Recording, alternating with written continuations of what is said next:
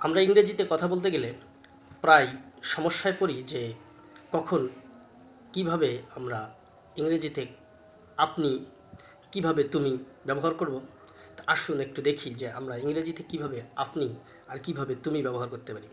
যদি আমরা বলি যে তুমি কখন যাবে, তুমি কিভাবে করবে, তুমি কিভাবে আসবে, তুমি কি করবে, এই যে বে অর্থাৎ আমরা যদি বলি যে কিভাবে করবে, কিভাবে যাবে, কিভাবে আসবে, এই কথাটা আমরা কিভাবে বলতে পারি একটু দেখি।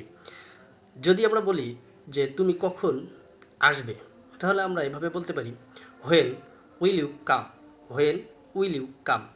এবার যদি বলি যে আপনি কখন আসবেন, কিভাবে আসবেন, কি করবেন, কেন করবেন, এই যে ফর্মাল অর্থাৎ বয়সের বড় হলে আমরা তাকে আপনি বলে সম্বোধন করি, ইংরেজিতে আমরা এই কথাটা কিভাবে বলতে পারি।